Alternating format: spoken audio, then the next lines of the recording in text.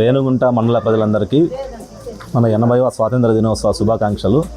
ఎంతోమంది వాళ్ళ త్యాగాలు ఒక 200 సంవత్సరాల పైగా మనము అప్పట్లో ఉన్న మన లీడర్స్ అందరూ కూడా చాలా పోరాడి వాళ్ళ త్యాగాలు చేసి వచ్చిన స్వాతంత్రం ఇది మనకి. సో 80 సంవత్సరాలు మనం పూర్తి చేసుకున్నాము. ఈ 80 సంవత్సరాల్లో మనము భారతదేశము ఎక్కడో నుంచి ఎంతో డెవలప్ అయ్యి ఈరోజు ఇక్కడ ఉంది. సో వాళ్ళ త్యాగాల్ని మనము వచ్చిన స్వాతంత్రాన్ని మనము కంటిన్యూ చేసుకోవాలంటే కన్నా దాన్ని అలాగే మనము నిలబెట్టుకోవాలంటే కన్నా ప్రతి ఒక్క పౌరుడు బాధ్యతగా ఉండాలి.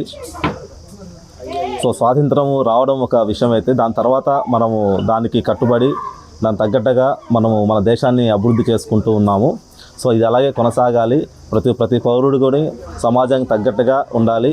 మనము చిన్న చిన్న విషయాలు కావచ్చు, మన పరిసరాలను శుభ్రంగా ఉంచుకోవడం దగ్గర నుంచి మన ప్రభుత్వానికి ట్యాక్స్ కట్టే వరకు ప్రతి ఒక్కటి మనం బాధ్యతగా చేసినప్పుడు మాత్రమే ఈ స్వాతంత్రం మనం పొందిందనే దానికి ఒక అర్థం ఉంటుంది.